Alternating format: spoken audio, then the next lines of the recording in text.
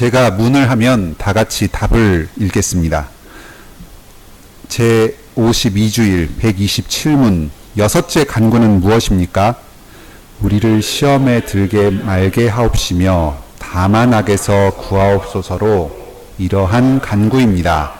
우리 자신만으로는 너무나 연약하여 우리는 한순간도 스스로 설 수 없사오며 우리의 불구대천의 원수인 마귀와 세상과 우리의 육신은 끊임없이 우리를 공격하나이다.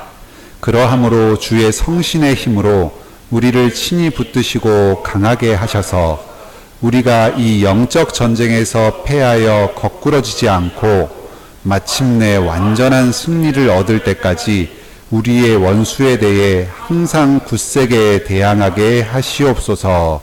아멘.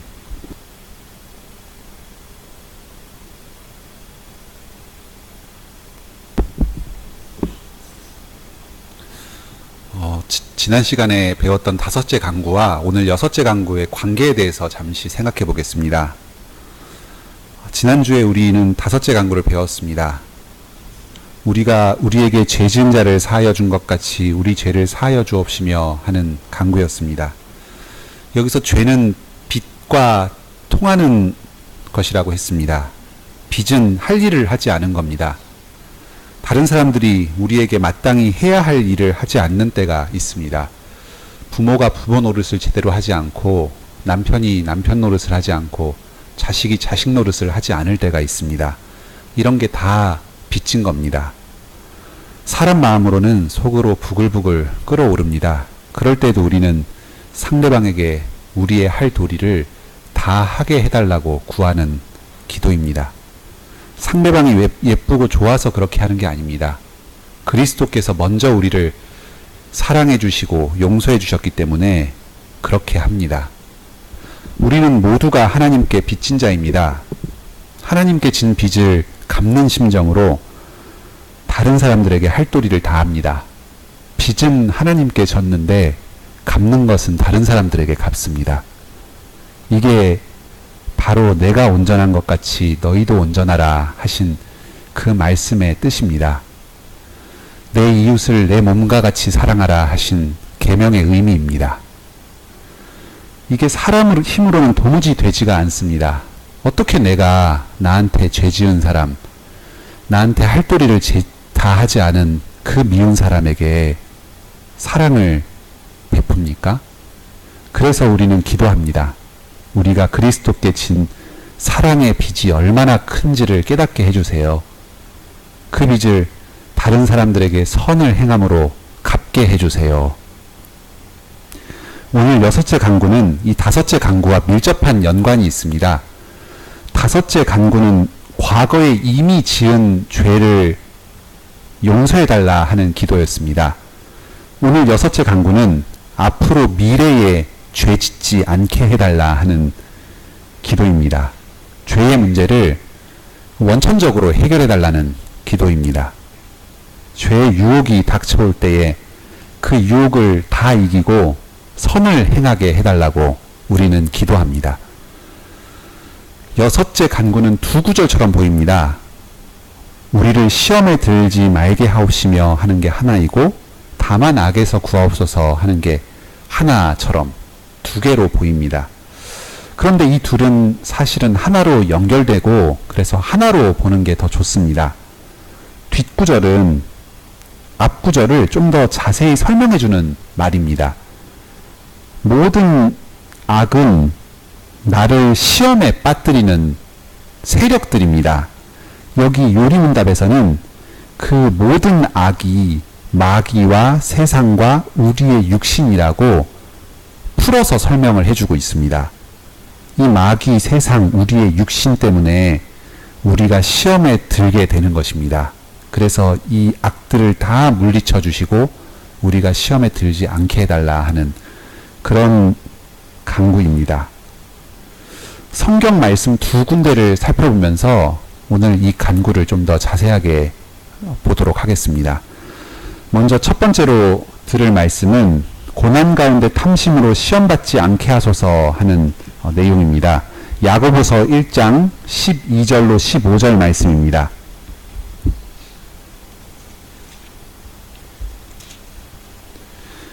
신약성경 370쪽입니다. 야고보서 1장 12절.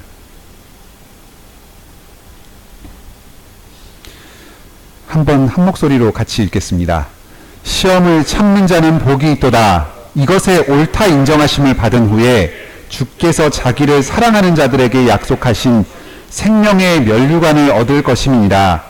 사람이 시험을 받을 때에 내가 하나님께 시험을 받는다 하지 말지니 하나님은 악에게 시험을 받지도 아니하시고 친히 아무도 시험하지 아니하시느니라. 오직 각 사람이 시험을 받는 것은 자기 욕심에 끌려 미혹됨이니 욕심이 잉태한 즉 죄를 낳고 죄가 장성한 즉 사망을 낳느니라. 아멘. 여기 12절을 보면 조금 이상한 부분이 있습니다. 시험을 참는 자가 복이 있다 하고 또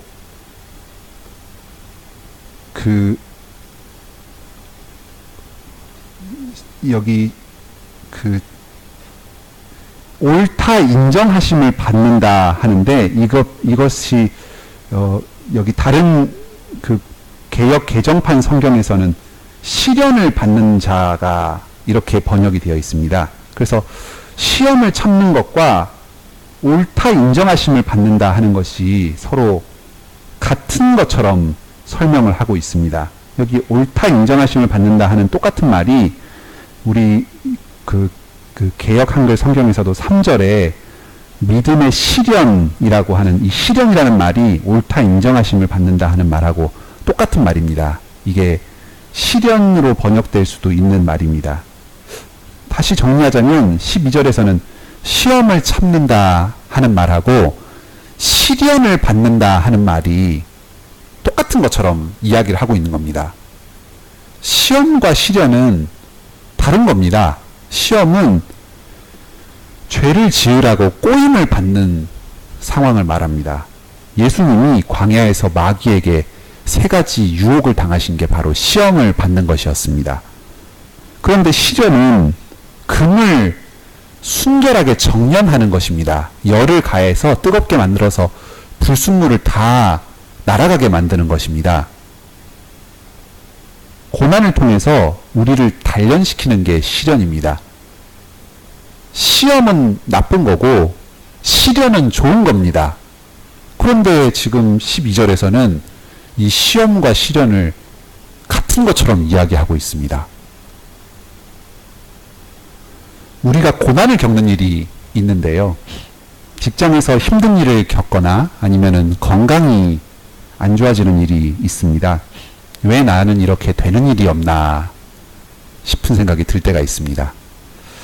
고난 가운데 처하게 되면 마음이 참 힘들어집니다. 하나님이 계시지 않거나 아니면 계시더라도 더 이상 나를 사랑하시지 않는 것 아닌가 그런 생각이 듭니다. 하나님 말씀을 어기고 내 마음대로 내 식대로 행동을 하면은 고난에서 빠져나갈 수 있을 것 같은 생각이 듭니다.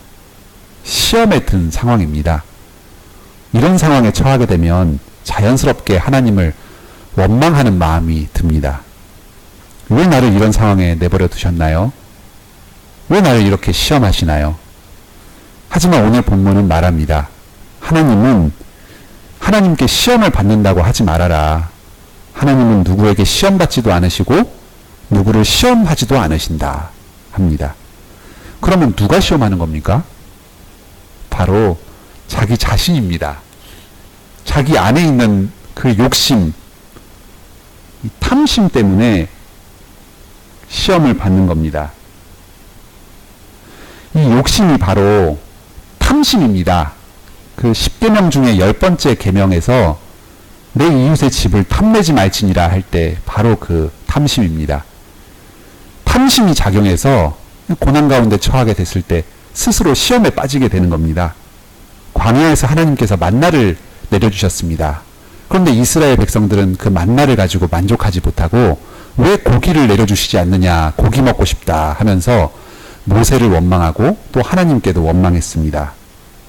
하나님이 주신 것에 만족하지 않고 더 큰 것, 다른 것을 바라는 게 바로 탐심입니다. 어떤 사람에게 고난은 연단의 기회가 됩니다. 힘든 상황 가운데서 자신의 믿음을 돌아보고 회개할 것은 회개하고 더욱 하나님을 의지하게 됩니다. 하지만 어떤 사람에게 고난은 큰 시험이 됩니다. 자기 처지에서 만족하지 못하고 하나님을 원망하고 또 자기 뜻대로 함부로 하나님의 말씀을 어기면서 그 상황에서 벗어나려고 합니다. 똑같은 상황이 어떤 사람에게는 시험이 되기도 하고 어떤 사람에게는 시련과 연단의 과정이 되기도 하는 그런 겁니다. 그래서 오늘 12절에서 시험과 시련을 또는 시험과 옳다 인정하심을 받는 것을 서로 같은 것으로 이야기하고 있는 것입니다. 그래서 우리는 고난 가운데 처했을 때 이렇게 기도합니다.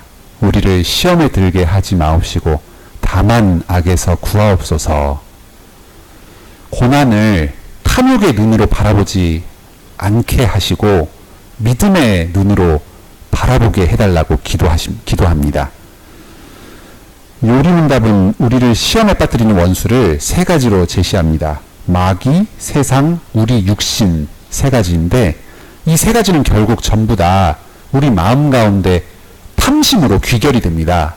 마귀도 탐심을 일으키고 세상도 우리의 탐심을 자극하고 우리의 육신도 우리 육체의 정욕, 탐심을 자극하게 됩니다. 여섯째 강구는 결국 내 마음이 탐욕에 사로잡히지 않게 해달라, 내 마음을 지키게 해달라 하는 그런 기도입니다. 내 마음을 지키고 싶습니다. 그래서 어떠한 고난 가운데서도 담대하게 믿음을 지키면서 살고 싶습니다. 그런데 우리 자신의 힘으로는 도저히 우리 마음을 지킬 수가 없습니다. 내 마음속에서 피어오르는 이 탐욕을 내가 어떻게 할 수가 없습니다. 마귀, 세상, 그리고 나의 육신이 계속해서 내 마음 가운데서 탐심을 불러일으킵니다. 그래서 우리는 기도할 수밖에 없습니다. 두 번째 말씀 듣겠습니다. 고난을 잠깐으로 여기고 믿음을 굳세게 지키게 하소서 하는 말씀입니다. 베드로전서 4장 12절로 14절입니다. 야고보서 바로 뒤가 베드로전서입니다. 베드로전서 4장 12절로 14절입니다. 신약성경 382쪽입니다. 함께 읽겠습니다. 사랑하는 자들아, 너희를 시련하려고 오는 불시험을 이상한 일 당하는 것 같이 이상히 여기지 말고 오직 너희가 그리스도의 고난에 참여하는 것으로 즐거워하라. 이는 그의 영광을 나타내실 때에 너희로 즐거워하고 기뻐하게 하려 함이라. 너희가 그리스도의 이름으로 욕을 받으면 복 있는 자로다. 영광의 영, 곧 하나님의 영이 너희 위에 계심이라. 아멘. 한 구절 더 읽겠습니다. 5장 8절로 11절입니다. 네, 함께 읽겠습니다. 근신하라 깨어라 너희 대적 마귀가 운인 사자같이 두루 다니며 삼킬 자를 찾나니 너희는 믿음을 굳게 하여 저를 대적하라. 이는 세상에 있는 너희 형제들도 동일한 고난을 당하는 줄을 알미니라. 계속 읽겠습니다. 모든 은혜의 하나님 곧 그리스도 안에서 너희를 부르사 자기의 영원한 영광에 들어가게 하신 이가 잠깐 고난을 받은 너희를 친히 온전케 하시며 굳게 하시며 강하게 하시며 털을 견고케 하시리라. 권력이 세세를 무궁토록 그에게 있을지어다. 아멘. 우리에게 불시험이 올 것입니다. 우리를 다 태워버릴 것 같은 사나운 불과 같은 시험이 우리에게 닥칠 것이다 합니다. 이걸 이상하게 여기지 말라고 합니다. 어쩌다가 나에게 이런 큰 시험이 오게 되었는가? 내가 어떻게 이런 큰 고난에 처하게 되었는가? 이상하게 여기지 말라고 합니다. 올 게 왔구나 하고 겸허하게 받아들이라고 합니다. 시험이 오는 것은 당연한 일입니다. 시험 자체를 아예 피할 수는 없습니까? 그래서 하나님, 우리가 시험의 상황에 아예 처하지 않게 하여 주시옵소서. 이렇게 기도할 수는 없는 일일까요? 시험에 들게 하지 마옵시며 다만 악에서 구하옵소서. 이 기도가 우리가 시험에 빠질 만한 힘든 상황을, 그런 고난의 상황을 아예 없이 해달라는 기도가 되면 우리 마음에 참 좋겠습니다. 하지만 아쉽게도 이 기도에는 그런 내용은 없습니다. 오늘 요리문답 내용을 찬찬하게 살펴보시면 한 가지 점을 알 수 있는데요. 시험 자체를 없게 해달라는 내용이 전혀 없습니다. 고난의 상황을 우리에게서 없이 해달라, 이런 내용을 찾아볼 수가 없습니다. 원수의 공격 자체를 없애 주십시오, 이런 건 없습니다. 항상 굳세게 대항하게 하시옵소서, 이렇게 기도를 마칩니다. 싸워서 이기게 해달라는 기도지 싸움 자체가 없게 해달라 하는 기도가 아닙니다. 우리의 기대와 조금 다릅니다. 우리는 좀 편하게 살고 싶은데 주님 가르치신 기도에는 고생 안 하고 편하게 살게 해주십시오, 이런 내용은 없습니다.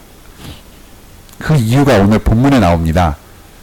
그리스도께서 당하신 고난을 우리도 당하게 하십니다. 그리스도를 욕하는 자들이 우리도 욕할 것입니다. 그래서 우리는 이 세상에 있는 동안 계속해서 고난을 당하게 됩니다. 또 우리 마음 가운데는 여전히 탐심이 남아 있습니다. 우리는 주님 안에서 구원받고 의롭다 여김을 받았지만 우리 안에는 여전히 육체에 그 정욕이 남아 있습니다. 그래서 조금만 어떤 계기가 주어지면 우리 안에서 또 탐심이 세차게 일어납니다. 고난과 탐심이 결합하면 시험이 됩니다. 그래서 이 세상에 사는 동안에 우리는 계속해서 죄와 시험의 유혹 가운데서 고통받게 됩니다. 여기 4장 14절이 중요합니다. 영광의 영, 곧 하나님의 영께서 우리들의 위에 계십니다. 그래서 우리는 고난 가운데서 즐거워할 수 있습니다. 그리스도와 함께 고난받을 때 그리스도의 영께서 우리와 함께 하십니다. 그리고 우리에게 힘을 공급해 주십니다. 탐심이 우리 마음을 지배하고 좌우하지 못하도록 붙들어 주십니다. 그래서 시험을 믿음의 연단의 과정으로 바꾸어 주십니다. 우리 믿음을 더욱 굳게 하시고 주님을 더욱 의지하게 만들어 주십니다. 5장 8절을 보면 우리 마음속의 탐심은 나 자신의 문제만은 아닌 것을 알 수 있습니다. 마귀가 울부짖으면서 우리를 삼키려고 합니다. 우리 밖에 있는 악의 세력이 맹렬하게 활동하고 있다 하는 것을 알아야 합니다. 그래서 그 악의 세력이 우리 마음 가운데 작용해서 우리의 탐심을 더욱 부추겨서 죄를 짓도록 계속해서 일하고 있습니다. 사람의 힘으로는 도저히 막을 수 없는 이 어둠의 힘이 우리에게 작용하고 있는 것입니다. 9절에서는 믿음을 굳게 해서 마귀와 맞서라 합니다. 5장 9절에서 그렇게 합니다. 이것만 보면은 우리가 무슨 대단한 힘을 가진 것 같습니다. 무슨 전신갑주를 입고 마귀와 맞서서 싸울 수 있는, 아주 마귀와 대적할 만한 그런 큰 힘이 우리 안에 있는 것 같은 그런 생각이 들기도 합니다. 그런데 바로 이어서 10절에서는 모든 은혜의 하나님께서 우리를 굳게 하신다고 합니다. 9절에 믿음을 굳게 해라 하는데 그 똑같은 말을 10절에서는 하나님께서 굳게 하신다 이렇게 하고 있습니다. 우리 보고 굳게 하라고 하는데 하나님께서 굳게 하시는 겁니다. 그래서 우리는 하나님의 그 능력을 의지해서 마귀와 맞서 싸울 수가 있습니다. 우리 힘으로 싸우는 건 아니고 하나님의 힘으로 싸우는 것입니다. 하나님께서 우리에게 은혜를 주셔야지만 우리 믿음이 굳건해지고 마귀와 맞서 싸울 수가 있습니다. 여기 중요한 말이 하나 있는데요. 여기 좀 펜을 들어서 동그라미를 하나 크게 쳐놓으시기 바랍니다. 10절에 잠깐이라는 말입니다. 너무너무 중요한 말입니다. 잠깐이라는 말이 있습니다. 꼭 동그라미 치시고 마음 가운데 깊이 새기시길 바랍니다. 우리가 당하는 고난은 잠깐입니다. 이걸 믿으셔야 됩니다. 큰 고난 가운데 처해 있을 때 내가 당하는 고난이 영원할 것 같은 생각이 듭니다. 그렇지 않습니다. 잠깐입니다. 꼭 기억하십시오. 이것은 우리가 장차 받을 영원한 영광에 대비해서 잠깐이라는 말입니다. 믿음으로 받아야 되는 말씀입니다. 인간의 눈으로 보았을 때는 우리가 당하는 고난이 영원할 것 같습니다. 성경이 가르칩니다. 그 고난은 잠깐이다. 그러니까 시험에 빠져서 죄를 범하지 말라. 잠깐만 참으면 된다. 제가 아는 어떤 분 중에 배우자 때문에 평생 동안 고생하신 분이 있습니다. 아주 자기 배우자가 말할 수 없이 애를 먹여서 평생 동안 수십 년 동안 아주 큰 고생을 겪은 분이 있었습니다. 그때마다 그만둬버릴까 이런 충동이 몇 번이나 있었는지 모르겠습니다. 하지만 이런 것 또한 수십 년이나 되는 이 고난 또한 잠깐이라는 겁니다. 평생의 수고도 주님 안에서는 잠깐입니다. 주님께서 우리에게 힘 주십니다. 그래서 아무리 긴 고난이라도 잠깐같이 견딜 수 있게 하십니다. 이것을 믿으시기 바랍니다. 영원히 끝나지 않을 것 같은 고난도 언젠가 끝납니다. 그리고 그 끝나고 나서는 뒤를 돌아보았을 때 참 힘들었지만 주님께서 힘 주셨다. 그래서 긴 시간이었지만 잠깐같이 그 고난을 견디게 하셨다 하고 간증할 수 있을 것입니다. 믿음이 연단되어서 우리를 온전한 자로 하나님께서 다듬어 가실 것입니다. 우리의 고난은 잠깐이고 하지만 그 반대로 영원한 것들이 있습니다. 여기 10절, 11절에 영원한 것들이 세 가지가 있는데요. 한번 같이 찾아볼까요? 10절에 하나님의 영광이 영원합니다. 자기의 영원한 영광에 들어가게 했다. 그리고 두 번째로 우리를 들어가게 했다 하는 말씀에서 또 우리가 또한 함께 누릴 그 영광이 영원하다 하고 가르쳐 줍니다. 그리고 11절에 하나님의 권력이 세세무궁합니다. 이것도 영원한 것입니다. 하나님의 영광과 그리고 그 안에서 우리가 함께 누릴 그 영광과 그리고 하나님의 그 권력이 영원합니다. 그리고 우리가 당하는 이 고난, 시험은 잠깐입니다. 영원한 것들을 바라면서 모든 시험을 짧게 여기시길 바랍니다. 주님 주신 힘으로 시험을 이기시길 바랍니다.